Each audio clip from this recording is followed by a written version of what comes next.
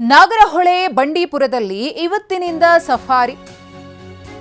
ಸಫಾರಿಗೆ ಅವಕಾಶವನ್ನು ಮಾಡಿಕೊಡಲಾಗಿದೆ, ಅನುಮತಿ ಸಿಕ್ಕಿದೆ. ಆದರೆ ಇದನ್ನು ವಿರೋಧಿಸಿ ರೈತರಿಂದ ಪ್ರತಿಭಟನೆ. ಅರಣ್ಯ ಇಲಾಖೆ ಕಚೇರಿ ಮುತ್ತಿಗೆಗೆ ರೈತರು ಯತ್ನವನ್ನ ಪಟ್ಟಿದ್ದಾರೆ. ಮೈಸೂರಿನ ಅಶೋಕಪುರಂನಲ್ಲಿರುವಂತಹ ಅರಣ್ಯ ಇಲಾಖೆ ಕಚೇರಿ. ಈ ವೇಳೆ ರೈತರನ್ನ ತಡೆದು ನಿಲ್ಲಿಸಿದ್ದಾರೆ ಪೊಲೀಸರು. ಮಾತಿನ ಚಕಮಕಿ ಕೂಡ ಆಗಿದೆ. ರಾಜ್ಯ ಸರ್ಕಾರದ ವಿರುದ್ಧ ರೈತರು ಆಕ್ರೋಶವನ್ನು ವ್ಯಕ್ತಪಡಿಸಿದ್ದಾರೆ. ಇಲ್ಲಿ ಯಾರಿದ್ದಾರೆ ಹೇಳಿ, ಇಲ್ಲಿ ಯಾರಿದ್ದಾರೆ? ಸ್ವಾಮಿ, ನಾವು ರೈತರು ಸ್ವಾಮಿ. ಇಲ್ಲಿ ಯಾವ ಅಧಿಕಾರಿ ಅಂತ ಗೊತ್ತಿಲ್ಲ ನಮಗೆ. ನಿಮ್ಗೆ ಗೊತ್ತಿಲ್ವಾ? ಮತ್ತೆ ಬೀಗ ಯಾಕೆ ತಡೀತಾ ಇದ್ರಿ? ಇಲ್ಲಿ ಸರ್ಕಾರಿ ಕಚೇರಿ ಇದು. ಹಾಗಾದ್ರೆ ಇಲ್ಲಿ ನಾವು ಪ್ರಜಾಪ್ರಭುತ್ವ ಇಲ್ವಾ? ಇಲ್ಲಿ ನೀವು ಅನುಮತಿ ತಗೊಂಡ ಪ್ರಜಾಪ್ರಭುತ್ವ ಇಲ್ವಾ? ಇಲ್ಲಿ ಅನುಮತಿ ತಗೊಂಡ ಏನು ಅನುಮತಿ ತಗೊಂಡಿದ್ದೀರಾ? ನೀವು ತಡೆಯಕ್ಕೆ ಅನುಮತಿ ತಗೊಂಡಿದ್ದೀರಾ? ಕೊಟ್ಟಿದ್ದೀರಾ ರಿಕ್ವೆಷನ್? ಎಲ್ಲಿ ನೀವು ರಿಕ್ವೆಷನ್ ಕೊಟ್ರೆ ನಾವು ಅದನ್ನ ಅನುಮತಿ. ನಾವು ಯಾವುದೇ ಕಾರಣಕ್ಕೂ ಕಾನೂನು ಪ್ರಕಾರ ಮಾಡಿ ಪ್ರತಿಭಟನೆ ಮಾಡಿ, ಯಾರು ಮಾಡಬೇಡಿ. ನಾವು ಕೋಳಿ ಕೇಳ್ಕೊಂಡು ಮೆಣಸಾರ್ದಾರ?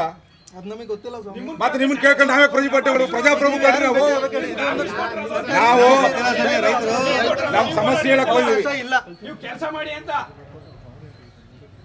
ನೀವು ಸಂಬಳ ತಗೋತೀರಪ್ಪ? ನೀವು ನಿಮ್ಗೆ ಸಂಬಳ ಕೊಡ್ತಾ ಇದೀವಿ ನಾವು. ಅಧ್ಯಕ್ಷರೇ, ಒಂದ್ ನಿಮಿಷ ಇಲ್ಲಿ ನನ್ನ ಮಾತು ಕೇಳಿ. ಅವರು ಬಾತ ತೆಗಿಸೇನಿ, ಬಾತ ತೆಗಿಲಿಲ್ಲ ನಾವೇ ಬೀಗ ಹಾಕ ಅವರೇ ಒಳಗಿರ್ಬೋದು ಅಷ್ಟೇ. ಈ ಕುರಿತು ಮತ್ತಷ್ಟು ಮಾಹಿತಿಯನ್ನು ಕೊಡೋದಕ್ಕೆ ನಮ್ಮ ಪ್ರತಿನಿಧಿ ರಾಮ್ ಇದೀಗ ನೇರ ಸಂಪರ್ಕದಲ್ಲಿದ್ದಾರೆ. ರಾಮ್, ಈಗ ಏನು ಸಫಾರಿಗೆ ಅನುಮತಿಯನ್ನ ಕೊಡಲಾಗಿದೆಯೋ ಅದನ್ನು ವಿರೋಧಿಸಿ ರೈತರು ಹೋರಾಟಕ್ಕೆ ಮುಂದಾಗಿದ್ದಾರೆ. ರೈತರ ಆಗ್ರಹ ಏನು? ಅವರ ಹೋರಾಟಕ್ಕೆ ಯಾಕೆ ಪರ್ಮಿಷನ್ ಸಿಗ್ತಿಲ್ಲ, ಅಥವಾ ಇವರು ಪರ್ಮಿಷನ್ ತಗೊಂಡಿಲ್ವಾ, ಹೇಗೆ ಅಂತ ರಾಮ್? ಮಧುಶ್ರೀಯನ್ನು ಮೈಸೂರು ಜಿಲ್ಲೆಯಲ್ಲಿ ಪ್ರತಿನಿತ್ಯ ಕಾಡು ಪ್ರಾಣಿಗಳು ಮಾನವ ಸಂಘರ್ಷ ಮುಂದುವರೆದಿದೆ. ಕಾಡು ಪ್ರಾಣಿಗಳು ನಾಡಿಗೆ ಬಂದು ಜನರನ್ನ ಮೇಲೆ ದಾಳಿ ಮಾಡುವಂಥದ್ದು ಮತ್ತೆ ಸಾವುಗಳಾಗ್ತಾ ಇರುವಂಥದ್ದು. ಈ ಹಿನ್ನೆಲೆಯಲ್ಲಿ ಸಫಾರಿಗೆ ಬ್ರೇಕ್ ಆಗಬೇಕು ಅಂತೇಳಿ ರೈತರು ಹೋರಾಟವನ್ನು ಮಾಡಿದ್ರು. ಈ ಹಿನ್ನೆಲೆಯಲ್ಲಿ ಸರ್ಕಾರ ತಾತ್ಕಾಲಿಕವಾಗಿ ಸಫಾರಿಗೆ ಬ್ರೇಕ್ ಅನ್ನು ಕೊಟ್ಟಿತ್ತು. ನಿನ್ನೆ ಅರಣ್ಯ ಇಲಾಖೆ ಸಚಿವರು ಸಫಾರಿಗೆ ಅನುಮತಿಯನ್ನು ನೀಡಿದ್ದಾರೆ. ಇದನ್ನ ಖಂಡಿಸಿ ರೈತರು ಮೈಸೂರಿನಲ್ಲಿ ಪ್ರತಿಭಟನೆಯನ್ನು ಮಾಡ್ತಾ ಇದ್ದಾರೆ. ಮೈಸೂರಿನ ಅಶೋಕಪುರಂನಲ್ಲಿರುವಂತಹ ಅರಣ್ಯ ಭವನದ ಬಳಿ ರೈತರು ಒಂದು ಪ್ರತಿಭಟನೆಯನ್ನು ಮಾಡ್ತಾ ಇರುವಂಥದ್ದು. ಈ ಒಂದು ಅರಣ್ಯ ಭವನಕ್ಕೆ ಮುತ್ತಿಗೆ ಹಾಕುವುದಕ್ಕೆ ಮುಂದಾಗಿದ್ರು. ಈ ಸಂದರ್ಭದಲ್ಲಿ ಪೊಲೀಸರು ಅವರಿಗೆ ಮುತ್ತಿಗೆ ಹಾಕೋದಕ್ಕೆ ಅವಕಾಶವನ್ನು ಮಾಡಿಕೊಡ್ಲಿಲ್ಲ, ನೀವು ಅನುಮತಿಯನ್ನ ಪಡ್ಕೊಂಡಿಲ್ಲ ಅಂತೇಳಿ. ಹೀಗಾಗಿ ರೈತರಿಗೆ ಅದು ಆಕ್ರೋಶಕ್ಕೆ ಕಾರಣವಾಯಿತು.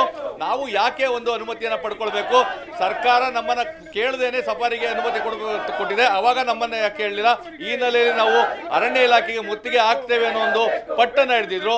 ಈ ಸಂದರ್ಭದಲ್ಲಿ ರೈತರು ಮತ್ತೆ ಪೊಲೀಸರ ನಡುವೆ ಮಾತಿನ ಚಕಮಕಿ ನಡೀತು. ಸೊ ಈ ಬಗ್ಗೆ ಮಾತಾಡ್ಲಿಕ್ಕೆ ರೈತರು ನಮ್ಮ ಜೊತೆಗಿದ್ದಾರೆ. ಸರ್, ಈಗ ಸಫಾರಿಗೆ ಅನುಮತಿ ಕೊಟ್ಟಿದ್ದಾರೆ, ತಮ್ಮ ಒತ್ತಾಯ ಏನು ಅಂತ? ಯಾವುದೇ ಕಾರಣಕ್ಕೂ ಕೂಡ ಸಫಾರಿಯನ್ನ ಮಾಡ್ತಕ್ಕಂಥದ್ದು ಇದು ರೈತರ ಸಮಾಧಿಯನ್ನ ಗೋರಿ ಕಟ್ಟಂತೆ.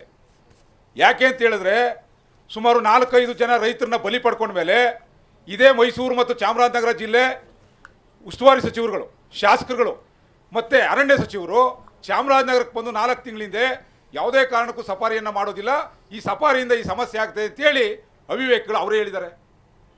ಕಾಡ್ಕಯ ಮಂತ್ರಿ, ಈ ಕಾಡ್ಕಯ್ಯಪ್ಪ ಅಂತೇಳಿ ಓಟ್ ಹಾಕಿ ನೇಮಕ ಮಾಡಿರೋ ಮಂತ್ರಿ ನಿನ್ನೆ ಬೆಂಗಳೂರಲ್ಲಿ ಕೂತ್ಕೊಂಡು ಆದೇಶ ಮಾಡ್ತಾನೆ. ಏನಂತ?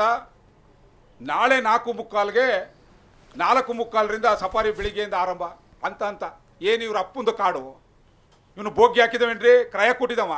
ಓಟ್ ಹಾಕಿದ್ದೀವಿ, 5 ವರ್ಷ ಕಾಡ್ಕಾಯಿ ಅಂತ ನೇಮಕ ಮಾಡಿದೀವಿ ನಮ್ಮ ಮಂತ್ರಿನೀಗ. ಕಾಡು ಕಾಯ್ಕೊಂಡು ರೈತರನ್ನ ರಕ್ಷಣೆ ಮಾಡ್ಕೊಂಡು ಹೋಗೋದು ಬಿಟ್ಟು ಕಾಡಿನೀಗ ಬಂಡವಾಳಶಾಹಿಗಳು, ಶ್ರೀಮಂತರು, ಮಂತ್ರಿಗಳು, MLA ಮಕ್ಕಳು ರಾತ್ರಿನಾಗ ಹಗಲ್ನಾಗ ಕಾಡು ನೋಡ್ಕೊಂಡು ರಾತ್ರಿ ಹೋಗಿ ಮನೇಲಿ ಮನಿಕತ್ತಾರೆ. ರೈತರ ಮಕ್ಕಳು ಬೆಳೆ ಹಾಕ್ಬಿಟ್ಟು ಇವ್ರಿಗೆ ಅನ್ನ ಸೊಪ್ಪು ತರಕಾರಿ ಕೊಡೋಕ್ಕೆ ರಾತ್ರಿನ ಕಾಡು ಕಾಯಕ್ಕೆ ಹೋಗ್ತೀವಿ. ನಮ್ಮ ಮಕ್ಕಳು, ನಮ್ಮ ರೈತರ ಮಕ್ಕಳು ಸಾಯ್ತಾರೆ, ರೈತರು ಹೆಣ್ಮಕ್ಳು ಮುಂಡೇರಾಗ್ತಾರೆ. ಆದ್ದರಿಂದ ಈ ಮಂತ್ರಿ MLAಗಳಿಗೆ ನಾವು ಹೇಳೋದಿಷ್ಟೇ, ನಿಜವಾಗೂ ನೀವು ರೈತರ ಮಕ್ಕಳು ಅನ್ನ ತಿಂತಿದ್ರೆ, ನೀ ಕಾಡ್ಕಾಯ ಮಂತ್ರಿನೇ ಆಗಿದ್ರೆ, ಮೈಸೂರು ಚಾಮರಾಜನಗರ ಜಿಲ್ಲಾ ಮಂತ್ರಿಗಳು ಸಮರ್ಥರಿದ್ರೆ ಬನ್ನಿ ಕಾಡ್ ಹತ್ರ ಉಳ್ಕೊಳ್ಳಿ, ಅಲ್ಲಿ ಮನೆ ಮಾಡ್ಕೊಂಡು ಉಳ್ಕೊಳ್ರಿ, ಅಲ್ಲಿರಿ.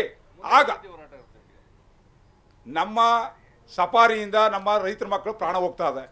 ಯಾವುದೇ ಕಾರಣಕ್ಕೂ ಸಫಾರಿನ ಮಾಡಲಿಕ್ಕೆ ಅವಕಾಶ ಕೊಡಬಾರ್ದು. ಆದೇಶವನ್ನು ವಾಪಸ್ ಪಡಿಬೇಕು, ಮರುಪರಿಶೀಲನೆ ಇದು ವಾಪಸ್ ಪಡಿಬೇಕು ಅಂತ ಒತ್ತಾಯ ಮಾಡಿದ್ದೇವೆ. ಏನಾದರೂ ಅಟಾಕ್ ಬಿದ್ದು ಸರ್ಕಾರ ಮುಂದುವರೆದ್ರೆ ಜೈಲು ಬರೋ ಚಳುವಳಿ ಅಂತ ಹೋದ್ರೂ ಕೂಡ ಸಫಾರಿಯನ್ನು ನಾವೇ ಬಂದ್ ಮಾಡ್ತಕ್ಕಂಥ ಕೆಲಸವನ್ನು ಮಾಡ್ತೀವಿ. ಮೊದಲೇ ಬಂದ್ ಮಾಡಿ ಸಫಾರಿ ನಿಲ್ಲಿಸಿದವ್ರು ಯಾರು? ಸರ್ಕಾರ ನಿಲ್ಲಿಸಿತಾ? ನಾವು ಹೋರಾಟ ಮಾಡಿದ ಮೇಲೆ ನಿಂತದ್ದು. ಈಗಲೂ ಕೂಡ ತಾಕತ್ತಿದೆ, ನಿಲ್ಲಿಸ್ತೀವಿ.